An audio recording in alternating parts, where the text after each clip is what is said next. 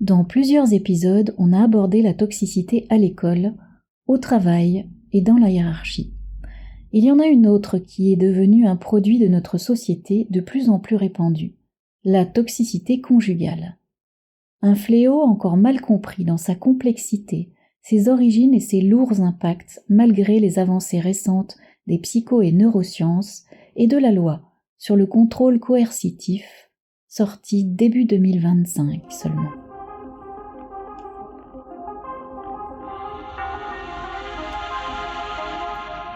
Si vous en avez marre de vous sentir sous pression et de subir les multiples impacts du stress toxique sur le cœur, le corps et le mental, vous êtes au bon endroit.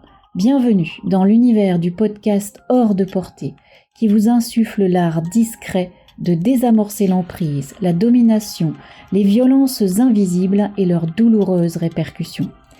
Vous pourrez y découvrir les puissants atouts de l'intelligence synergique pour déjouer les toxicités, construire des stratégies de sortie, développer des méthodes personnalisées de sécurisation et de décision en toute sérénité, évacuer les pressions et désactiver le stress chronique qui y sont associés, booster le sens et la joie de vivre qui sont les meilleurs antidotes aux toxicités et enfin, découvrir et créer un nouvel art de vivre votre liberté.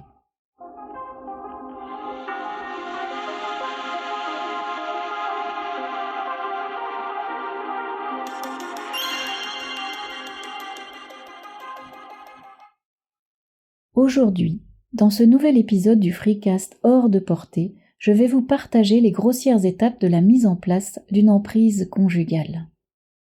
La rencontre se présente souvent sous la forme d'un coup de foudre, le truc dont tout le monde rêve, pas vrai? Mais qui a aussi la double connotation d'un danger. Ben oui, le coup de foudre porte bien son nom.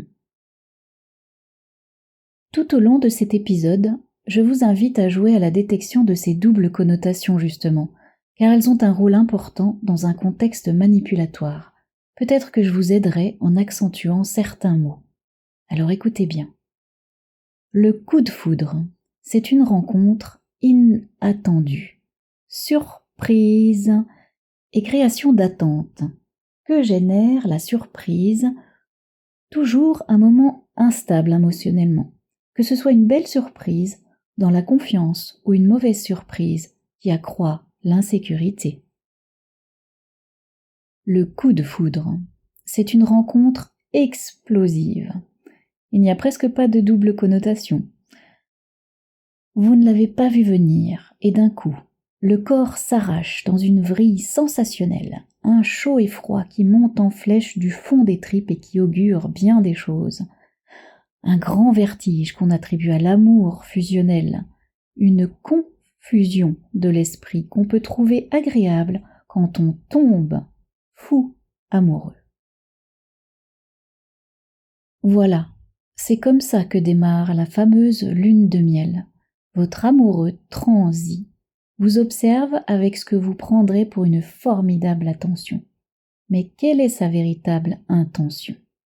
Son regard vous électrise et la puissance de vos émotions vous porte au nu.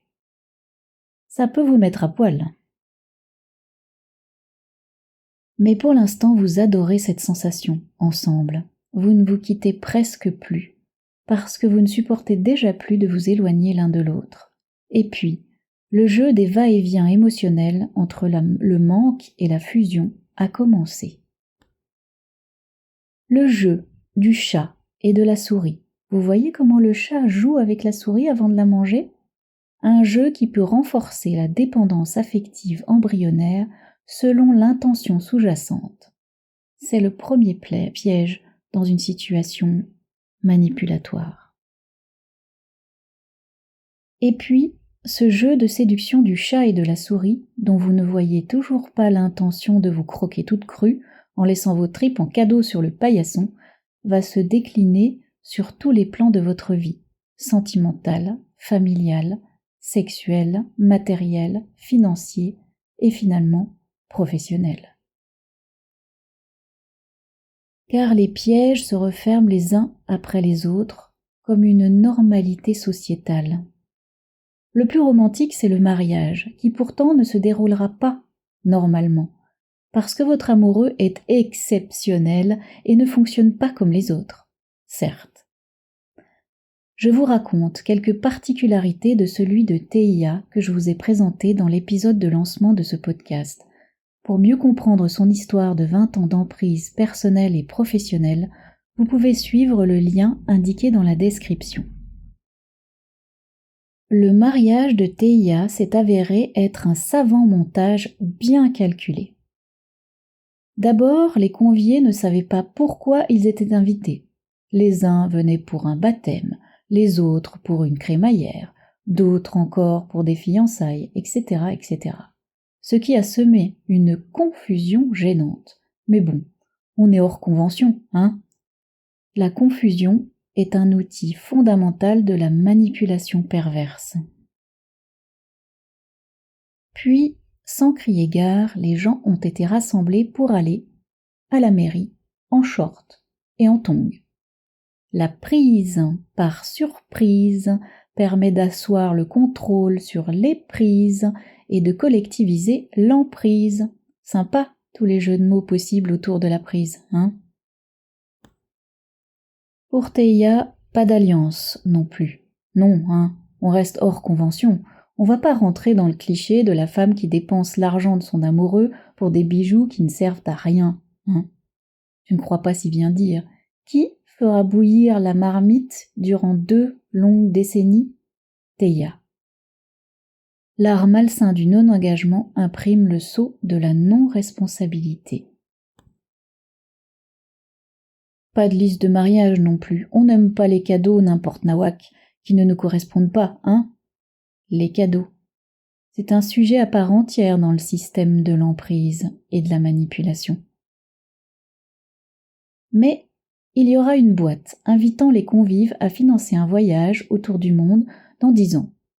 Une boîte dont l'amoureux de Teia dira qu'elle était restée presque vide et que les gens n'avaient pas été généreux. Ce qui lui a été démenti 25 ans plus tard par un de ses amis revenu dans son environnement après la séparation. Et oui, la boîte était pleine. Où est passé l'argent ? Les détournements financiers sont déjà subtilement en place. Réfléchissez bien à ce mot, détournement, qui a beaucoup de place dans la manipulation. Teia rêvait de danser avec son futur époux le soir du mariage. Il lui en avait fait la promesse, une promesse subtilement tournée. Mais il a trouvé le moyen de la décevoir, débordé qu'il était, ailleurs par d'autres activités bien moins futiles que celle de faire ce petit plaisir d'un soir à sa future épouse. On peut ne pas aimer danser, mais une promesse lors d'un événement important est un engagement moins superficiel qu'il n'y paraît. La messe est dite, et cela s'est confirmé dans le temps. Ils n'ont jamais dansé ensemble. La fuite sans effort face à une incompétence niée et sans recherche d'évolution est un des fondements des fonctionnements manipulateurs, tout comme vendre du rêve en faisant croire ce qui n'arrivera jamais. C'est une méthode efficace pour casser les rêves les plus accessibles sans en avoir l'air. Et devinez, la cerise sur le gâteau prend la forme d'un humour au énième degré lorsque paraît l'intention à peine cachée. Non mais on se marie pour des raisons financières, ha ha ha. Quand Teia, blessée, ose dire qu'elle ne trouve pas ça drôle, c'est qu'elle n'a pas d'humour, voire qu'elle est trop bête pour comprendre l'humour au énième degré. 20 ans plus tard, cette phrase sera écrite en toutes lettres dans les documents du divorce. Et c'est à ce moment-là que Teia a compris, mieux vaut tard que jamais, que son amour n'avait été qu'une grande illusion. Une illusion confirmée par de multiples violences en tout genre post-mariage, et des violences financières déjà habilement mises en place avant le mariage lorsque Teia a pris conscience qu'elle avait financé les 3/4 de la maison familiale avec mention d'une propriété partagée à 50%, qu'elle avait investi 50% de parts dans le capital de la société de son époux alors qu'il ne la considérait, écrit à l'appui, que comme un simple prête-nom, qu'elle avait aussi payé toutes les charges de la maison, qu'elle avait acheté tout ce dont les enfants avaient besoin du début à la fin, sous prétexte qu'elle disposait d'un salaire pendant que son futur époux investissait soi-disant dans sa société. Son incroyable habileté à faire croire à Théa que tout était équitablement partagé l'avait maintenue dans une confiance aveugle, double décennale. La manipulation perverse est peut-être la seule intelligence d'un pervers narcissique, si tant est qu'on puisse parler d'intelligence. Car qu'est-ce que l'intelligence sans cœur ? Je vais m'arrêter là pour cet épisode ambitieux, car il génère chez les victimes ce ressenti désagréable de l'inconcevable, irrecevable, si difficile à mettre en mots. Pour terminer sur une touche positive, je peux vous dire qu'aujourd'hui, Théa est fière, d'une part d'être sortie vivante et libre de cette histoire abracadabrante, d'autre part d'avoir suffisamment de recul pour oser en partager son poignant témoignage à travers plusieurs épisodes de ce podcast. Grâce au travail rationnel, émotionnel et synergique mené ensemble, Théa a pu cultiver l'espoir durant les longues années de procédure et créer un nouvel art de vivre sa liberté.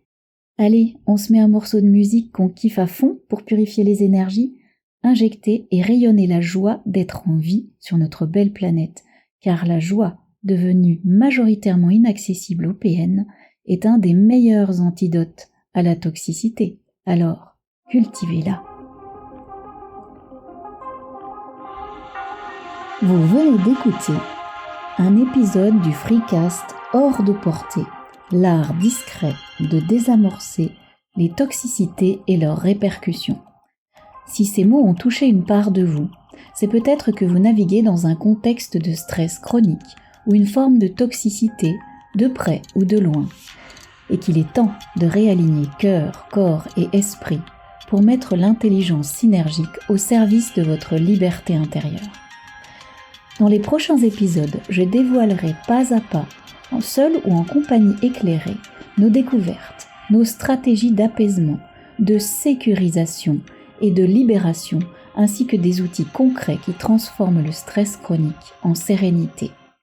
Ils sont également approfondis et personnalisés en séances d'accompagnement, en ateliers sécurisants ou en formation. Pour nous aider à faire bouger les lignes vers l'humanisation, vous êtes invités à vous abonner, à liker et à partager vos questions ou votre témoignage en commentaire, ou par mail en toute discrétion, via l'adresse indiquée dans la description. L'expression libre dans un contexte de douceur sécurisante est déjà un pas vers des solutions de libération. Merci pour votre écoute attentive et pour cette précieuse invitation à vous écouter. Je vous souhaite une belle journée pleine de respect, d'espoir, de joie et de paix qui sont les meilleurs antidotes aux toxicités. On se retrouve très bientôt sur la route du sens pour cultiver ensemble un nouvel art de vivre votre liberté.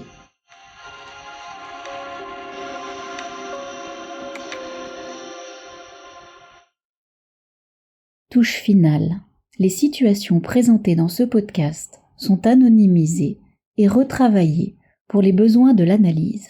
Même si elles sont inspirées de certaines réalités, comme dans les films, elles conservent la subjectivité de la fiction et celle de l'auteur, sans compter la perception des auditeurs.